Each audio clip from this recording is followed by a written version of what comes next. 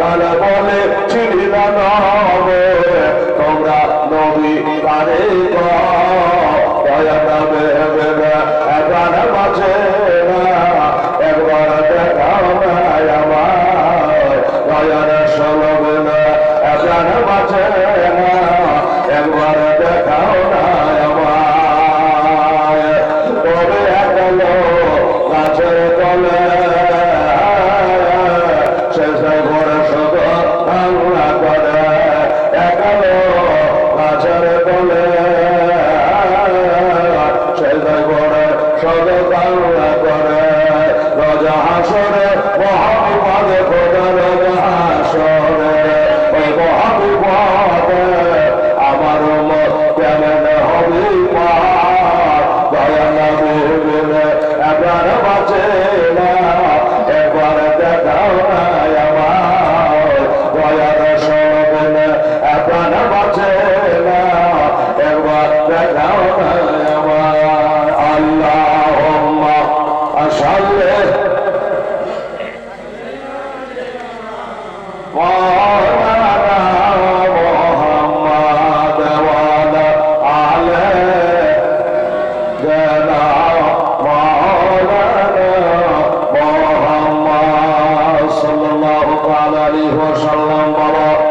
আমার মা বোনের একটু খেয়াল রাখবেন।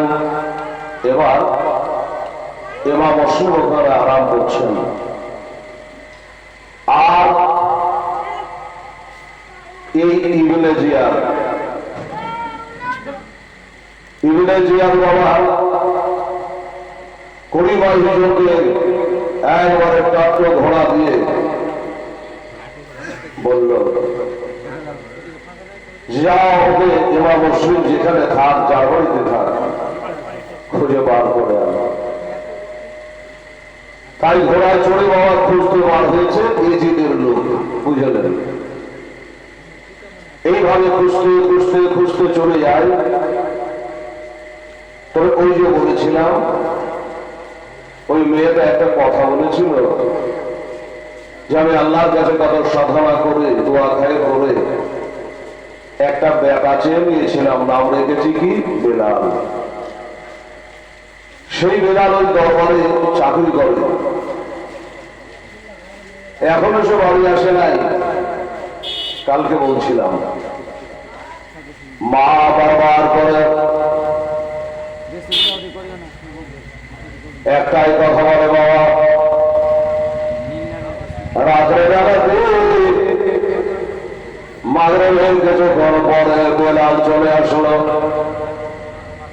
মা জিজ্ঞাসা করবে এত আজকে তোর দেরি হলো কেন?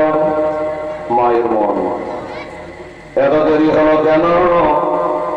বলে আজকে দেরি হয়ে গেছে।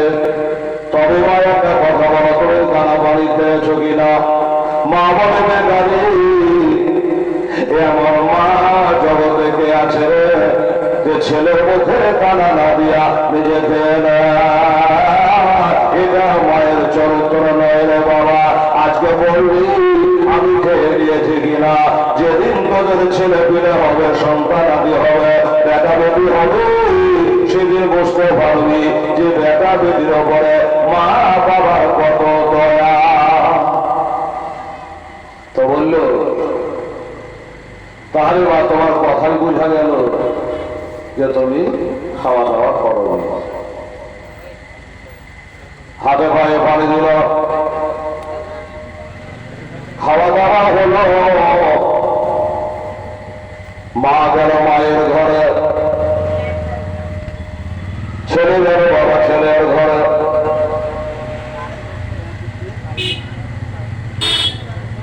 আলহামদুলিল্লাহ রিয়াজউদ্দিন কথা হাসপাতালে ভর্তি আছে। আল্লাহ তাকে জানে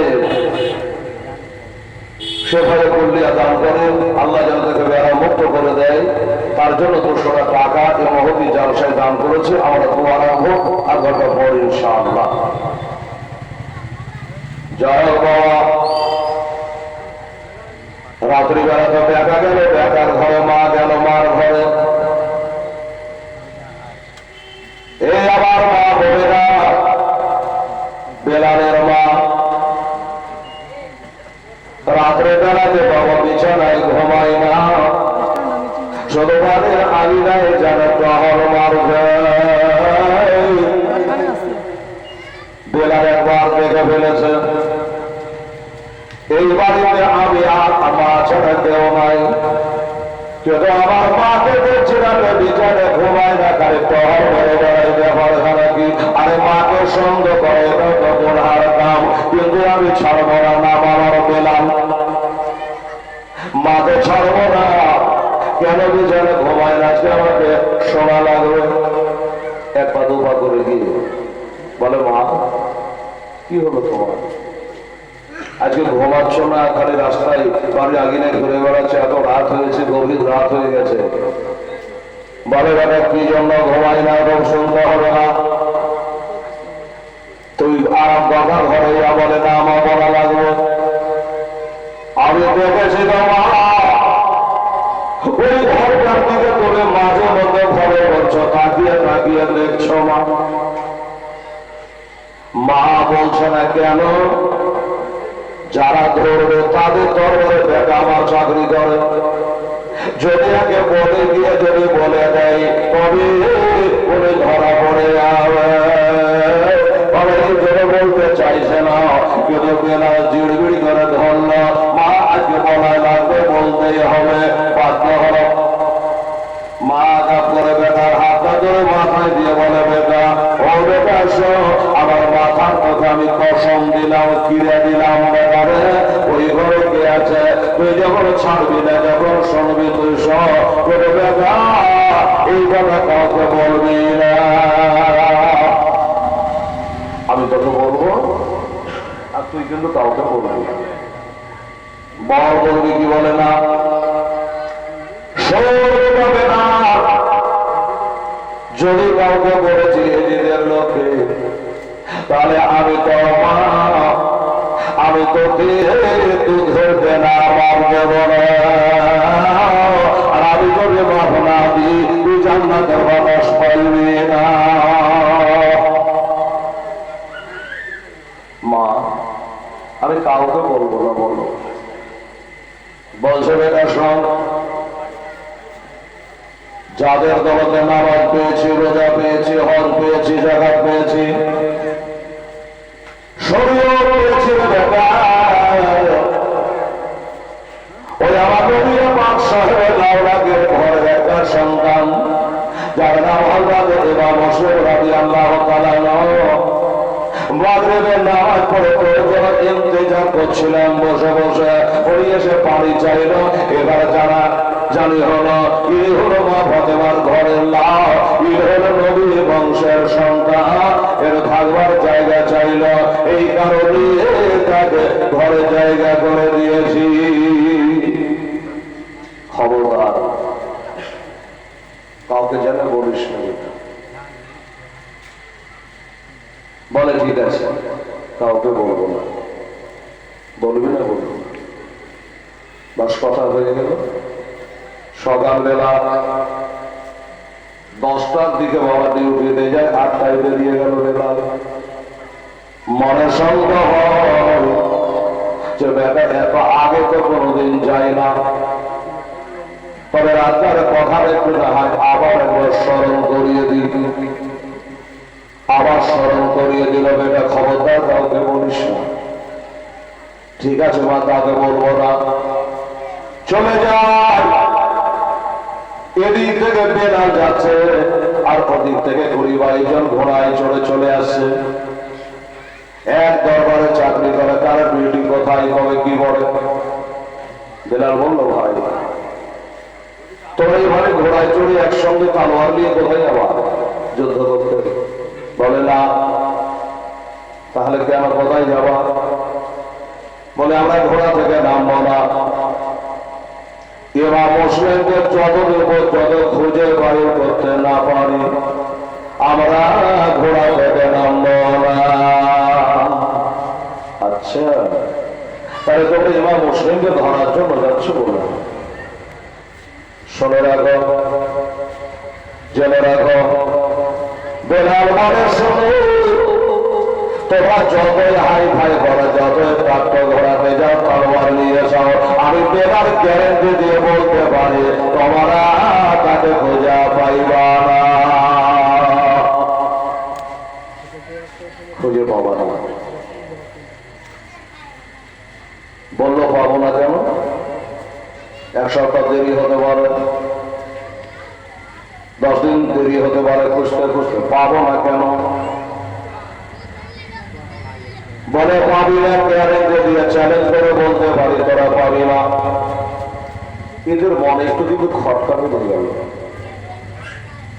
সন্দেহ হয়ে গেল যে না একে ধরতে হবে, মনে হয় কিছু জানেই ব্যাপার না, তার কথাই বোঝা যাচ্ছে।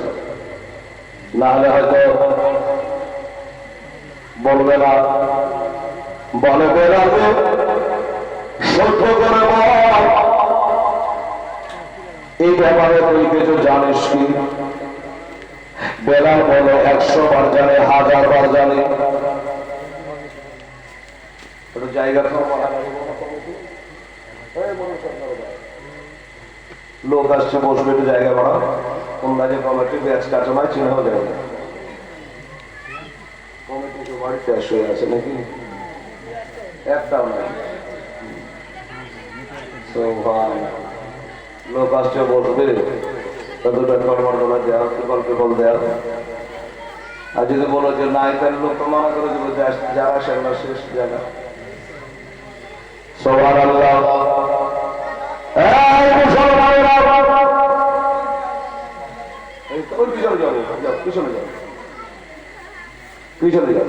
এবার বললো কি ছাড়বো না বাবারি। বেলার দিকে একটা চিন্তায় চিন্তিত আছে বাবা, যদি বলে দিই আমার মা তো ধরবে না, মাপ দেবে না, তাহলে হাসরের কি অবস্থা হবে? এদিকে ধর। এবার যখন তারা জিউর করে বাবা ধরলো, চাবড়ে ধরলো, মজবুত করে ধরলো, তোকে বলা রাখবি। তখন বাবা বলে দিল, পরের সময় আমাদের বারবার করে আমার মা নিষেধ করেছে মরার জন্য, এই জন্য বলছিলাম না। তবে আমাদের বাড়িতে, আমাদেরই ঘরে উনি আরাম করছে, আমার ঘরে আরাম করছে। আমি রাত্রিবেলা নিজের চোখে দেখে আসলাম, কেন মা কসম দিয়েছ ভাই, এই কারণে আমি বলছি না। যা তোর ডিউটি কর, তোর কোনো চিন্তা নেই, তোর মাকে জানতে দেবো না, আমরা বলবো না যে তোর বেটা পাঠিয়েছে। বেলাল চলে গেল, আর এরা ঘোড়ায় চলে গেল তোরা বিবির বাড়ির গেটে হাজির।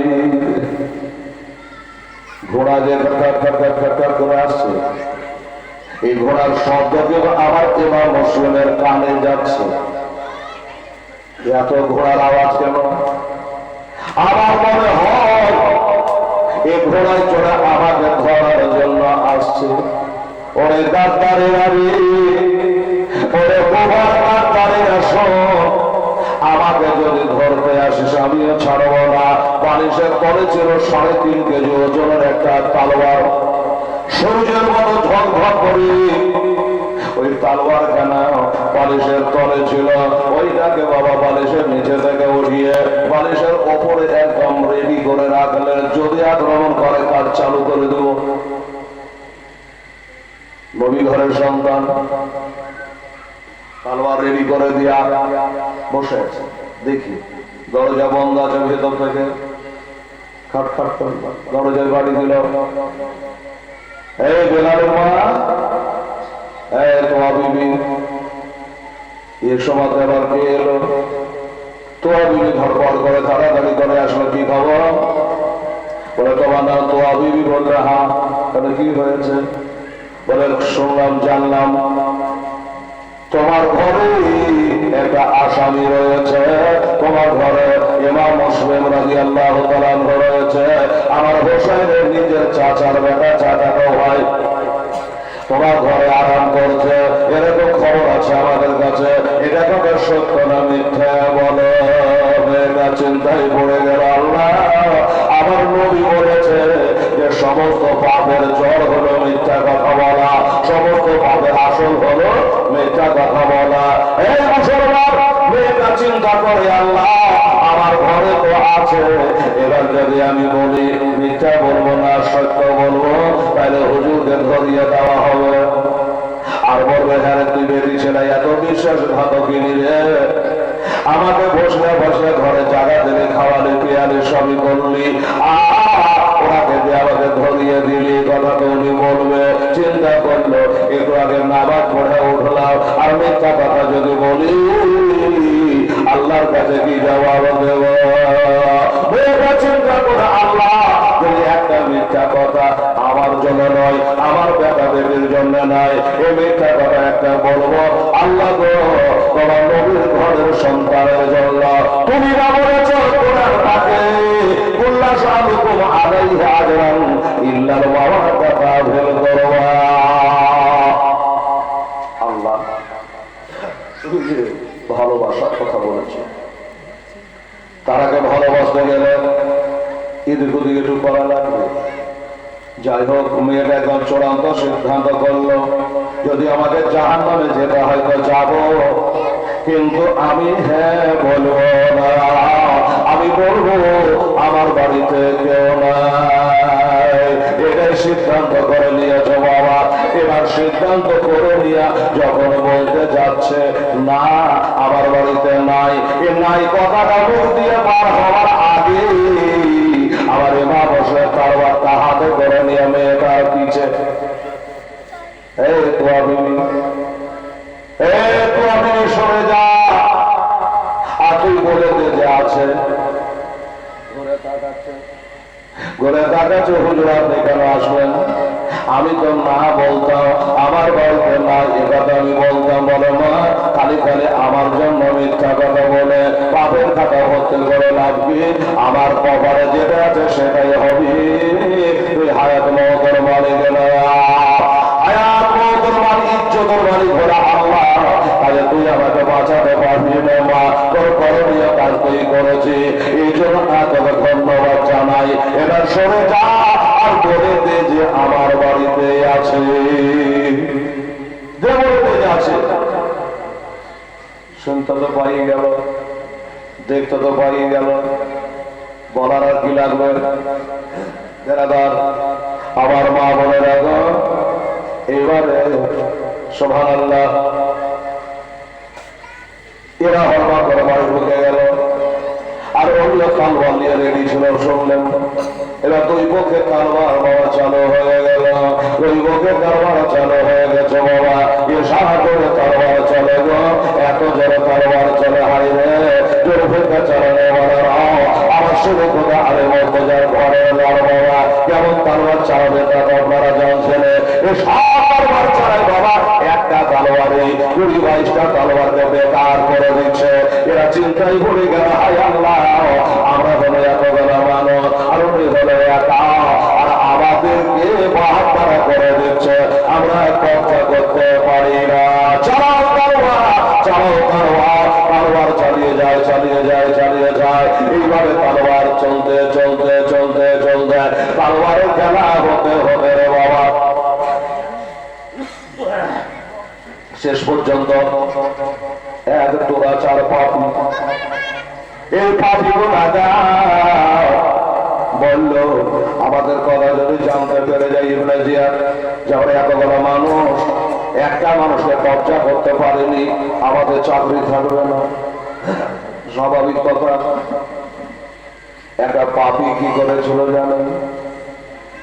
এই পাপি একটা তালবার দিয়ে গো, আমার বাপ হতে পারলাম সেরের কথা এবার সুরের ওপরে বাবা তরবারটা জোরে ঝেড়ে দিয়েছে। কোন দিকে উঠে ডানে তরবার, বাবা তরবার, পিছে তরবার, সামনে তরবার, বাবারা কোন দিকে উঠবে গো? একটা তরবার বাবা ঝেড়ে দিয়েছি, আমার হুজুর দেখে নিয়েছে, এ তরবার তোমাকে ঝেড়ে দিয়েছে। যেমনি বাবা সরাসরি আমার ডাইরেক্ট মাথায় মেরেছে, 2 খানা করে দেবে। যেমনি তরবার খানা মেরে দেওয়া, হুজুরের পিছন দিকে পিছিয়ে গেলেন, একটু পিছন দিকে পিছিয়ে গেল। আর যেমন পিছন দিকে পিছিয়ে যাওয়া বাবা গো, আর একটু পিছনে হয়তো ফড়াটা কেটে যায়। যেমনি তরবার চালিয়েছে পিছন দিকে পিছিয়ে গেছে, কিন্তু ওই তরবার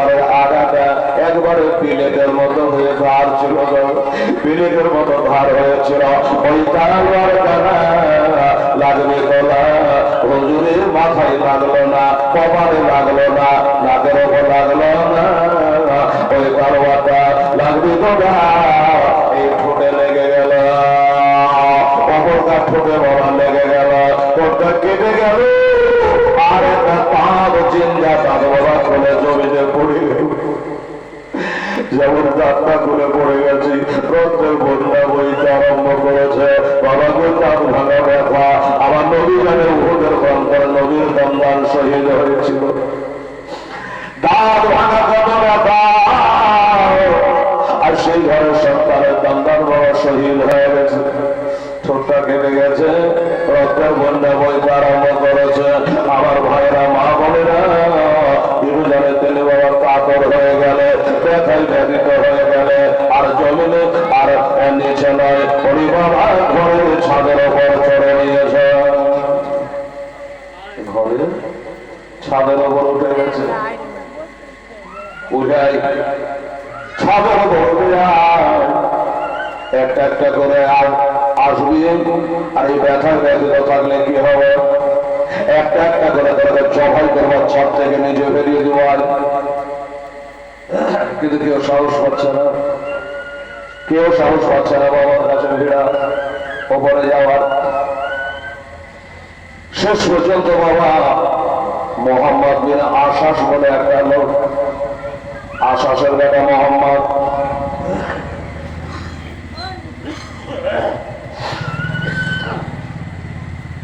নিচে থেকে ইশারা করলো, এই এবার মুসলিম শোনো, তোমার তলোয়ার তোমার খাপে ভরো, আর আমাদের তলোয়ার আমরা খাপে ভরে দিলাম। আর লড়াই হবে না, আর মারামারি হবে না, তোমাকে আমান দিলাম, আবার দিলাম। আমার পছন্দ ছিল তুমি একবার খালি নিচে নেমে আসো। বাবাকে ওয়াদা খেলা করা মুনাফিকের আলামত। ওয়াদা করে যদি পালন না করি, এটা একটা মুনাফিকের চিনহারি।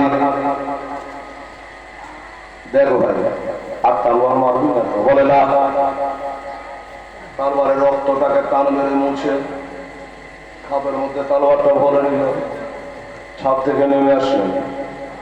এবার আমি লাফিয়ে উঠে বললাম, আপনাকে অ্যারেস্ট করা হলো, গ্রেফতার করা হলো।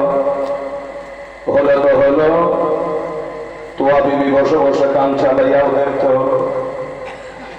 আরে নবী ঘরের সন্তানের রক্ত আমার বাড়িতে পড়ে গেছে। আল্লাহ রব্বুল আলামিন, ওই বাঁচাতে পারলাম না, লুকিয়ে রাখতে পারলাম না। আমার মনে হয় এটা বেলালের কাজে হবে। আমি মা যদি আমার বেলাল বলে থাকে, আল্লাহ আমি আগে দুধের দেটা পথ দিব না। মেয়ে মানুষ আমি আগে কি করবো? আমি তো যুদ্ধ করতে পারবো না। অ্যারেস্ট করে নিয়ে আসছি। কিসে করে নিয়ে যাওয়া? বলে যে ঘোড়ায় করে নিয়ে যাবো। চলো, এই বেলালের মা তো আমি গেলাম। আজ দেখা হবে না মা, তোর সাথে দেখা হবে তার হাসরে। ও মা, কোনো টেনশন করবো না, চিন্তা করবে না মা। এবার ধরে নিয়ে যাচ্ছে, ঘোড়ায় করে নিয়ে যাবে।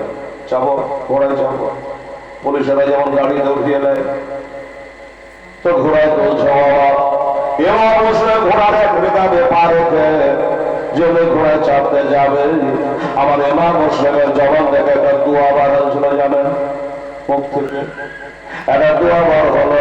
ওই দোয়াটা হলো, ইন্না লিল্লাহি ওয়া ইন্না ইলাইহি রাজিউন। এই দোয়াটা বললেন। যারা ধরছিল তারা তো মুসলমান, এরা ঘোড়ার আগে দাঁড়িয়ে গেল, দাঁড়াও। এই যে মুসলিম বলো, এ দোয়াটা তো মানুষ মারা গেলে পড়ে, কেউ মারা গেলে দোয়াটা পড়ে, কারেন্ট চলে গেলে দোয়াটা পড়ে, বাতি লিভে গেলে দোয়াটা পড়ে, হাত থেকে চিরুনি পড়ে গেলে এই দোয়াটা পড়ে, চলতে চলতে পায়ে হুজুক লেগে গেল এই দোয়াটা পড়ে। তোমার পায়ে হুজুক লাগলো না, কারেন্ট ভাগলো না, বাতি ভালো না, চিরুনি পড়লো না, কেউ মরা খবর দিলে না, তো ইন্না লিল্লাহ কেন বলতা? এটা তোমাকে বলা লাগবে। আমার ইমাম মুসলিম বলছে ওরে ধোকাবাজেরা, ওরে চিটিংবাজেরা, মিথ্যাবাজেরা, আমি কেন করেছি তোরা জানতে কি পারিস না? তারপরও জিজ্ঞাসা করছি। আপনাকে বলি এই বাবুরা, আমার ভাইরা, ইমাম হোসেন দোয়াটা কেন বলেছিল জানেন? উনি বাবা যেমনি ঘোড়ায় চাপতে যাবে কি ওনার কাছে যে তালোয়ারটা বললাম আপনাকে খাবে ঢোকানো আছে, যেমনি ঘোড়ায় চাপতে যাবে আর ওদের মধ্যে একজন তালোয়ারটা নক করে বার করে নিল, তালোয়ারটা বার করে নিল। এবার আবার তো লড়াই আরম্ভ হয়ে যাবে, তালোয়ার নিতে গেলে দরকার নেই, লড়াই করবো না, দোয়াটা পড়ে নিন। এই তালোয়ারখানা যখন আবার চুরি হয়ে গেল, আমি দোয়াটা বার করলাম, আমার তালোয়ারটা ভাইয়ের মতো কাজ করছিল। দেখবেন একটা মানুষ বয়স হয়ে গেলে হাতে একটা লাঠি নেই, ভাইয়ের মতো কাজ করে। ওই তালোয়ারটা ছিল আমার পক্ষানে বলছিল, আমার ভাইয়ের মতো কাজ করছিল। কিন্তু তালোয়ারটা যখন চুরি হয়ে গেল, এরা যখন বার করে নিল, আমার বিপদ আসতে আর দেরি না, সন্নিকটে বিপদ আগিয়ে আসছে রে। ওই জন্য আমি ইন্নালিল্লাহ দোয়াটা না পাঠ করেছি। তখন তারা বাবা চুপ হয়ে গেল। হাজার হলো নবীর ঘরে ছেলে, এদের বাহাস করে পারবি বাবা? এরা ধরে নিয়ে গেল ইবনে জিয়াদের দরবারে, বলে হুজুর এই দেখেন এর নাম হলো ইমাম মুসলিম রাদিয়াল্লাহু তাআলা আনহু। ইবনে জিয়া জিজ্ঞাসা করে তোমার নাম ইমাম মুসলিম বলে? বলে তোমার কারণে এই দেশে দুইটা দল পয়দা হয়েছে, একটা হলো হোসাইনের দল, একটা হলো ইয়াজিদের দল। এখানে দুটো দল ছিল না। যাকে শোনো, যা করার করেছে, আর বেশি বকার দরকার নেই। একটা কথা খালি তোমাকে বলবো। বলে ঠিক আছে বলেন। বলে জায়গার পিছনে কথা আর তুলবো না। তুমি যদি প্রাণে বাঁচতে চাও, জানে বাঁচতে চাও, তাহলে একবার খালি মুখে বলো যাবে আজ থেকে হোসাইনকে ছেড়ে দিলাম, জানে বেঁচে যাওয়া। উনি বলে অসম্ভব কথা, একবারে অসম্ভব কথা, আমি হোসাইনকে ছাড়তে পারবো না। আপন চাচার ব্যাপার, হোসাইন হলো ভারত ইমামের একেবারে ইমাম জাহা, আর ওই হোসাইনকে ছেড়ে আমি তার হাত ধরবো, দরকার নাই, দরকার হলো নিজের জানটাকে দেব, কিন্তু হোসাইনকে ছাড়বো না। ছাড়বে না বলো না? এই কে আছিস? এত তাড়াতাড়ি একটা সিদ্ধান্ত নেওয়া যায় না। একে একটা রাত জেলে ঢোকা, প্রাণের ভয় না কার আছে? একটা রাত আগে জেলে ঢোকা, জেলের মধ্যে থাকো, কাল সকাল 10টার সময় তো বাহির করবো, আর একবার জিজ্ঞাসা করে শেষ জিজ্ঞাসা করে নেবো। যদি হোসেনকে ছাড়ে তো ভালো, আর যদি না ছাড়ে কতল করবো। চলো, এখন অন্ধকার জেলে নিয়ে গিয়ে ঢুকিয়ে দিয়ে তালা মেরে দিল। সকাল হলো, বার করে নিয়ে আসলো, আবার ঘুরিয়ে ওই প্রশ্ন করলো, সারা রাতে তুমি কি চিন্তা ভাবনা করলা? বলো কি ফয়সালা করবে? হোসেনকে ছাড়বা কি ছাড়বা না? একবার বাড়ি বলো হোসেনকে ছাড়বা কি না? কি বলল? আমি রাজি, আমি হোসেনকে ছেড়ে দিতে রাজি, আমি হোসেনকে ছেড়ে দিতে রাজি। ইবনে জিয়াদ আনন্দ আত্মহারা এই কথাটা কালকে বলতে গিয়েছিল। যদি কালকে বলে তাহলে একটা জেলখানায় কাটাতে হতো না, ফোর বিছানায় কাটাতা। ইমাম মুসলিম বলে আমার চারটি কথা আছে। কি কথা বলে এলাম? বলে আমি হোসাইনকে ছাড়তে পারি, তবে আমার কয়েকটা শর্ত আছে। সে শর্ত হলো কি, হোসাইনের বাবার মতো বাবা তার আছে, একটা আমাকে দেখাতে হবে, ছেড়ে দেবো। হোসাইনের নানার মতো নানা তার আছে, আমাকে দেখাতে হবে, তবে আমি ছেড়ে দেবো। হোসাইনের মায়ের মতো মা জগতে তার আছে, আমাকে একবার দেখাতে হবে। যদি দেখাতে পারো তবে ছাড়বো, পরে না হোসাইনকে ছাড়বো না। আরে কোরআনে মুস্তাফা জান দেছে नहीं डरते, डर जाए यार जाए कुछ परवाह नहीं करते। परवाह হুসাইনের মার মতো একটা মা দেখাতে, বাবার মতো বাবা দেখাতে, নানার মতো নানা দেখাতে। ইবনে জিয়াদের মাথা খারাপ, কি করে পারবো? হুসাইনের নানা হলো নবী, আর আমাদের নানা হলো কবি। আমাদের মা সেদিকে কিন্তু আমাদের মায়ের জান্নাতের গ্যারেন্টি নাই, হোসেনের মায়ের জান্নাতের গ্যারেন্টি আছে। শুধু জান্নাতের গ্যারেন্টি নয়, জান্নাতি মহিলাদের তিনি হলো সরদারি নিয়ে। এরকম মা আমি দেখাতে পারবো না, নানার মতো নানা দেখাতে পারবো না, বাবার মতো বাবা দেখাতে পারবো না, বাবা খালাদের মতো দেখাতে পারবো না। দেখাতে যখন পারবে না, পরিষ্কার কথা আমি ছাড়িতেও পারবো না। ইবনে জিয়াদ বলছে যে আমিও তো ভাবছি নবী ঘরের সন্তান এত শর্টকাটে এত সহজে রাজি হয়ে গেল, কিন্তু পিছনে মেও লাগিয়ে রেখেছে কে জানে। ছাড়বে না বললো না, ঠিক আছে রেডি হয়ে যাও, জান্নাতকে ডাকলেকে নিয়ে যাও।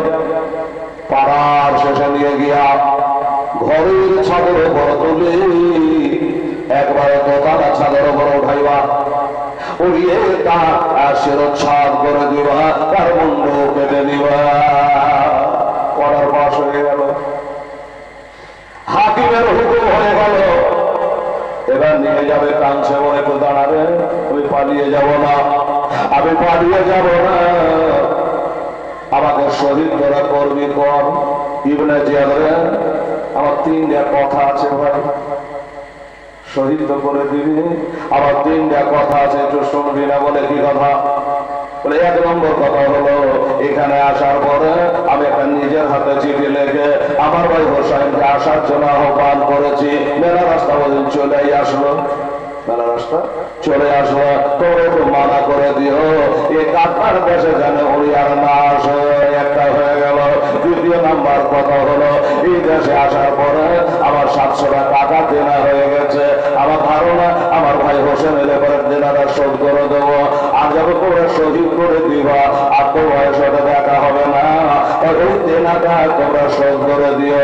ওই দেনাটা এখানে কিয়ামত করে দিয়ে আমার কাছে না যায়। দুটা হয়ে গেল। 3 নম্বর কথা হলো এটা, আমাকে যখন শহীদ তোমরা করবা, এবার শহীদ করার পরে আমাকে তোমরা জানাজা করি, তোমরা আমাকে মাটির তলে দাফন করে দিও। এই 3টা কথা একবার বলো না ভাই। ও ইবনে জিয়াদ, আমার কথা চিন্তা তোমরা মানবা কি মানবা না? ইবনে জিয়াদ বলেছিল হ্যাঁ, তোমার সব কথা মেনে নেব, একটা কথা মানবো না। তোমরা মানবা, বড় শুনে যায়, কাটা পড়ে যাবো, শহীদ হয়ে যাবো, একটু শুনে যাই, কোনটা পারবো না। বললো তোমাকে শহীদ করবো ঠিকই, কিন্তু তোমার জানাজা পড়বো না। নবীজি বলেছে জানাজা পড়ে একা উহুদ পাহাড় বরাবর নাকি পাওয়া যায়। আল্লাহ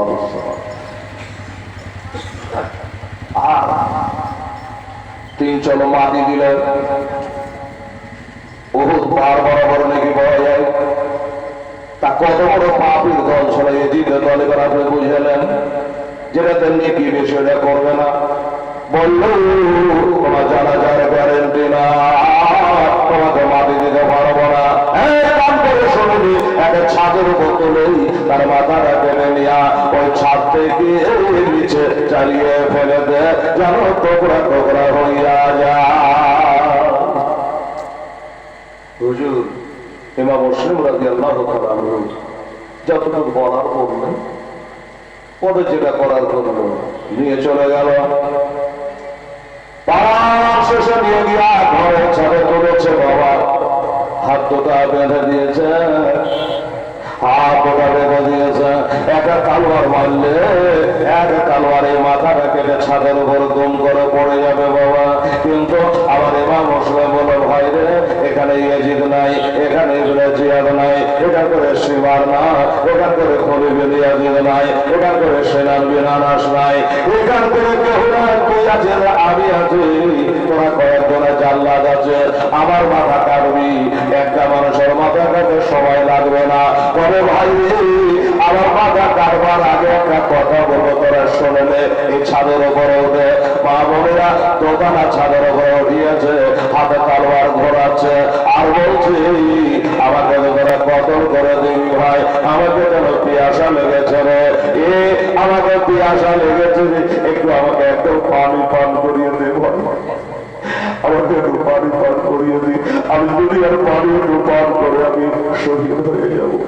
চিৎকার করে তারা বলে দয়া নাই মায়া নাই, বলল তুমি এজিদকে মানো না, তোমাকে পানি দেওয়া হলো না,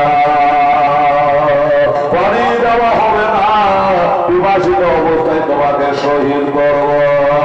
দেখ ভাই, আমার বলার কর্তব্য বললাম, এটা করে যেটা ভালো মনে করি একজন বলে দেখ রে লোকটা তো এখনই কথা হয়ে যাবে, এখানে এজিদ নাই, এখানে জিয়াদ নাই, যাতে চাহেনি একটু পানি না হয় চেয়েছে, এক লোটা পানি তাকে দিয়ে দে, এ পানি পান করে বাবারা, আমার মা বোনেরা এটা কোথায় করে পানি এনে দিল, যেটা তাড়াতাড়ি কেউ দেখে না। কেউ যদি দেখালে আমাদের চাকরি বা তাড়াতাড়ি করে পানিটা পান করে না। আল্লাহ বলছে ওরে দুশ্মনের হাতের পানি তোকে পান করতে দেব না। হাতের পাথর খুলে দিয়েছে, পানির লোটা হাতে দিয়ে দিয়েছে, বাবাকে বিসমিল্লাহ বলে লোটাটা মুখে লাগিয়েছে, আর মুখে লাগানো অমনে বাবা মা বোনেরা মনে পড়ে ওই কুয়া বিবির বাড়িতে যে ছোটটা কেটে গিয়েছিল, একটা কাঁধ করে গিয়েছিল, এটা লোটাটা যে পানি পান করার জন্য মুখে লাগাবে, বলে এই কাটা ঠোঁটটা পানিতে ঠেকে গেল, আর পানিতে ঠেকে গিয়ে বন্ধ রক্ত জানে চালু হয়ে গেল, বন্ধ রক্ত চালু হয়ে গেল, জ্বলন শুরু হয়ে গেল।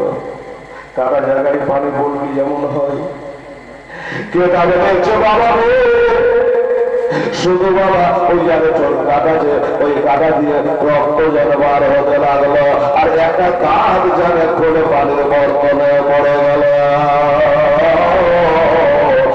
তাড়াতাড়ি করে মুখে থেকে পানির লোটাটা নিচে নামাইল, ওই যে ভাই লিয়ালে আমার চাহাই হলো রে, যদি এ পানি পান করা জায়েজ হবে না, কেটে জায়েজ হবে না, বলে তোরা জানিস না আমাদের ঘরে মশলা তৈরি হয় রে, আমরাই তো শরীয়তের মালিক রে।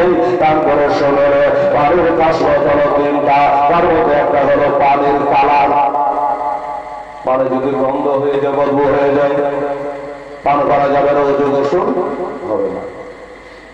পানির কালার যদি নষ্ট হয়ে যায় তা হবে না।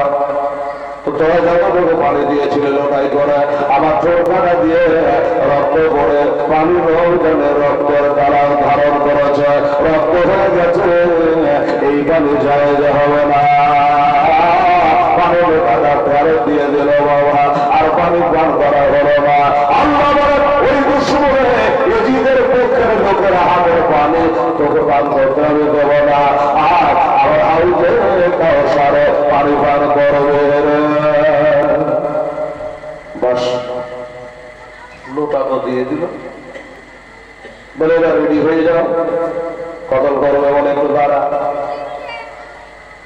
একটু দাঁড়াবে, একটু মদিনার দিকে আমাকে মুখ করতে দিন, মদিনা দিকে মুখ করে আমার নদীর উপর কয়েকবার দরুদ শরীফ পড়বো। মেলা দুশ্মন আছে দরুদ পড়ে না, বলছে একবার নদীর উপর কয়েকবার দরুদ পড়বে, আর নদীর উপর দরুদ সালাম পড়তে পারবো না।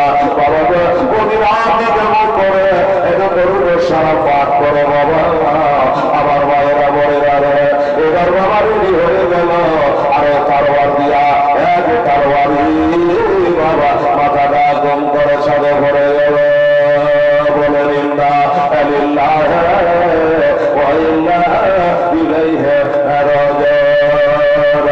একদিকে দেহ পড়েছে, একদিকে মাথা পড়েছে, আর এই গলা কাটা রক্ত বাবা বৃষ্টি হলে যেমন ছাদের দিন দিয়ে বাবা পানি গড়ে, ওই রকম রক্ত ধরা যেন ওই ছাদের দিন দিয়ে গড়ে যাচ্ছে, নিচে পড়েছে। ও বাবুনেরা ভাবাটা লাশ দরবার দরবার করে গো, এখনো লাশ জানে থামে নাই, তাহলে ওই উঠার পাতার করছে ছাদের উপরই গড়াগড়ি করছে, আর আমার বাবা পুরো মদিনাতে কাঁদছি, আমার তো নবী মদিনাই কাঁদছে, আমার ঘরের সন্তান রাতে এই অবস্থা, বাবা গো আল্লাহর হয়ে গেলে আমার কাঁদছে, আল্লাহর ফেরেশতারা কাঁদছে, তার গড়াগড়ি আমার বাবা তোমার বাগানের ঘর আলের ওই করে বাবা গড়াগড়ি করছে। ওই বদমাশেরা কি করেছিল জানে, এই দেখেন বাবা এখনো লাশটা বাবা থাকলো না, এখনো ধরবার করে ওই অবস্থাতে একটা হাত ধরে একা একটা পা করি ছাদ থেকে তুলে জমিনে চালিয়ে ফেলে দিল, চালিয়ে ফেলে দিল। লাশটাকে ছন্না ছাড়া হয়ে গেল, টুকরা টুকরা হয়ে গেল। আমার ভাইরা, আমার মা বোনেরা গো, এই হলো ইমাম মুসলিম রাদিয়াল্লাহু তাআলা আনহু। জান্নাতের এসে বলল কাজ হবে হয়ে গেছি, কাজ সমাপ্ত হয়ে গেছে। যেইভাবে বলেছিল সেইভাবেই ইমাম মুসলিমকে কতল করে ফেলেছে।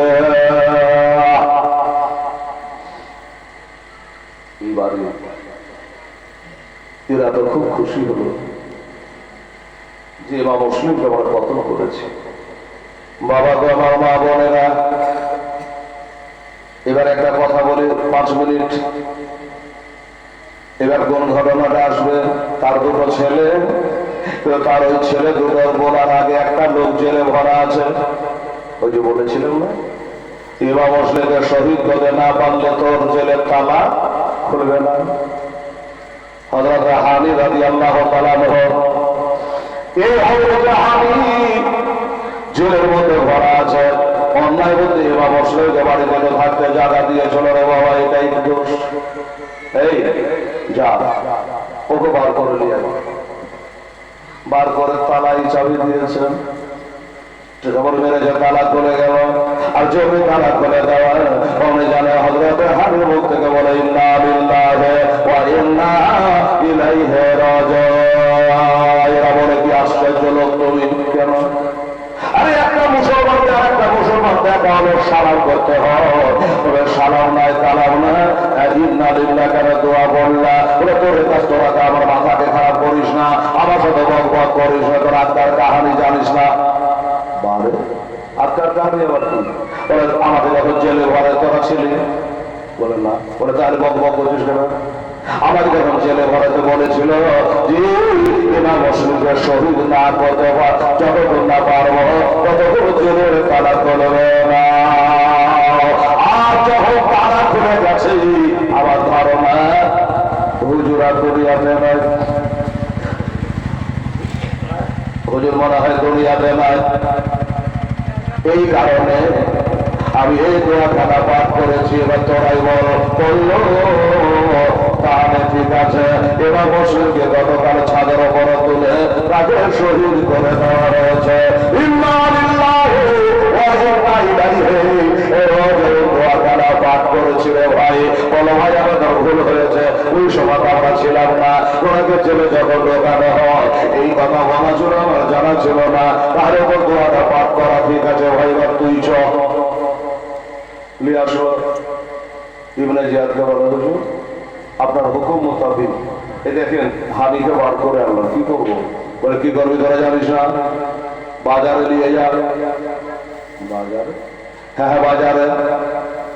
বাজারে নিয়ে গেছে, এখান থেকে লোকজনের ভিড় ভাড় বেশি, ফাঁকা দেবে যেখানে লোকজনের গ্যাঞ্জাম বেশি, ওই ভিড় ভাড় মধ্যে নিয়ে গিয়ে এখন ইমাম মুসলিমের মতো কতল করে দেয়। লোকরা বলছে আমার আইন কত রকমের আছে। কেন? কাউকে বুঝে ঘরের ছাদের ওপর তুলে, আবার কাউকে বুঝে বাজারের ভিতরে লোকজনের সঙ্গে ব্যাপারটা কি বলে, ব্যাপারটা যদি জানতি তো তোরাই চেয়ারে বসতি, তোরাই ব্যবসা হতি, জানিস না? একে যদি বাজারে নিয়ে গিয়া লোকজনের ঘরের ভিতরে শহীদ করে দেয়, গোটা বাজার জানতে পারবে আমার আইন কত করা। পারবে না কেউ, আর বেদবি করবে না, হোসেনের পক্ষে আর থাকবে